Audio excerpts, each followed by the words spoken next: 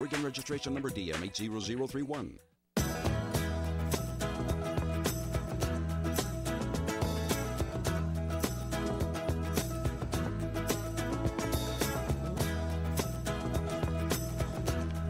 Welcome back, everybody. What's cooking today? That's right, it is today. Glad to have you with us here on this cable channel you're listening to, on this radio station you're listening to as well, and of course around the world on the internet at crntalk.com. When you're not by your computer or by your favorite radio station, check us out on a phone application. You'd be surprised how many different and various phone applications you could hear what's cooking on today. And you could hear it on not only today, this very moment. So be sure to check it out when you got a moment or time. Phone applications are a great way that you can listen to your favorite radio program, even when you're not by the radio. Of course, Eric Hines, big fan of Facebook and Twitter. How do you go ahead and get involved with all that good stuff? And be sure to check out our like page, CRN Talk Radio, and make sure you like us because you become one of our friends on Facebook and get all those updates, fan updates and staff updates, and a lot of stuff going on with all of our shows. And be sure to like us on Facebook, CRN Talk Radio. Okay. Like us on Facebook, friend us on Facebook, follow us on Twitter, and of course, join in the conversation at 800-336-2225 for opinion and comment. Joining us now on the Newsmaker Hotline, we have with us author Steve Alten, and he's here to talk about his latest, Grim Reaper, End of Days. And, wow, we're going to discuss, I understand, the Mayan calendar. So let's find out what this is all about. Steve Alten, thank you for joining What's Cooking. Thanks for having me. Now, Steve, and this is a hot topic now. A lot of, speculators are talking about this 2012, this possible reawakening of the human consciousness, or worse yet, the end of the world. Now, Steve, what do you think about it? Well, first of all, Grim Reaper End of Days is sort of a modern-day Dante's Inferno. It takes place in December of 2012, which is the Mayan calendar's doomsday date, when a man-made Black Plague is unleashed in Manhattan.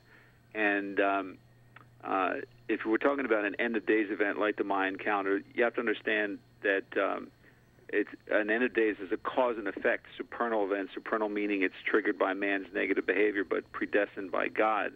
Sort of a response to our self-serving egos. If you want to talk biblically, that's what happened at the time of Noah, when man's wicked nature required a cleansing. But historically, it actually came close to happening back in 1346 when bubonic plague raced across Asia and Europe and wiped out about 60% of the entire world's population. Wow. And many of the victims back then reported seeing a dark-cloaked angel of death, which was the Grim Reaper. That's how the legend of the Grim Reaper started.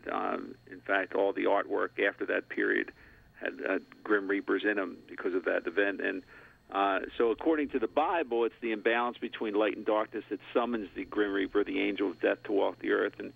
And what my book points out in a sort of a novelization is that there are some pretty startling parallels to the pre-pandemic years, which happened 666 years before the 2012 date and present-day society. Steve, what was this? What was your catalyst? What got you kind of interested in this whole field of a Grim Reaper? What kind of compelled you to get on involved? Well, it started out as sort of an end-of-day story, and then as I did a lot more research and researched bubonic plague, and I had some contacts in the Fort Detrick area, which Fort Detrick, of course, is famous for creating these plagues themselves. Wow. In fact, the anthrax attacks post 9/11 originated from Fort Detrick, but involved another laboratory, which is revealed in the book as well. Wow, this is really interesting stuff. Now, of course, for our listeners out there, this is a book that even if you are a skeptic of the 2012 philosophies or approaches, this is something that any reader can really kind of sink their teeth into and enjoy. Yeah, I mean, I have a Mayan calendar 2012 series called Domain that if you're interested more in specifically about the Mayans' historical calendar and how it leads to doomsday, then that's probably a better series. But if you're looking strictly for a modern-day story of what could possibly happen, of where all man's negativity and the toxic environment we're creating in this country and this world can lead to, then Grim Reaper End of Days is more your taste. Now, getting on the more, I guess, scientific sense. Now, in your research of studying the 2012 phenomenon, there are some people that speculate a number of different speculations of what's going to happen and what the Mayan calendar actually indicates. What have you found in your research? What did you see predominantly that the 2012 date and the Mayan calendar more specifically point to? What is it that it points to? Well, first, when we're talking about a calendar, we're not talking about an object you put on your wall and check off the dates. We're talking about an instrument that measures how long it takes the Earth to revolve around the sun. Somehow, 2,000 years ago, the ancient Mayan, who had never mastered the wheel, were able to create a device that is actually a 10,000th of a day more accurate than the Gregorian calendar, which we base our modern-day calendar on today. So, that's amazing in itself. But the calendar itself is made up of 4 different calendars in one, including the long count calendar, and the long count was divided into 5 great cycles. The previous 4 all ended in cataclysm, and the 5th one ends on the winter solstice of 2012.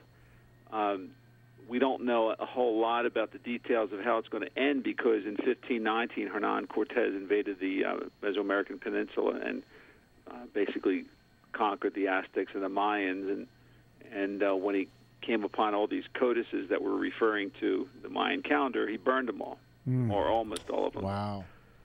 So what the cataclysm could be is we're sort of a little bit in the dark. Is it a fork in the road? Is it a turning point? Is it something that that is stated in Grim Reaper End of Days, which is that in the darkest times creates an opportunity for the greatest light? In other words, sometimes you have to go through the worst case scenario in order to get out the other side with the best case scenario. And unfortunately, and what's really startling is that there are a lot of parallels between what nearly wiped out mankind 666 years ago and what is coming up in 2012.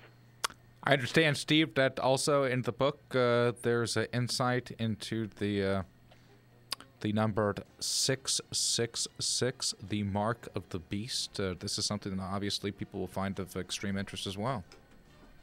Yeah, like I just mentioned, it's not as much the mark of the beast. It's a years in between one near end of day event and one that's prophesized in 2012. Wow, definitely an attention getter. How can we find the book Grim Reaper?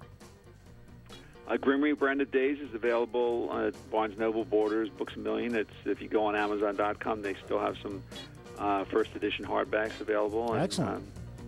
Do you have a website of your own?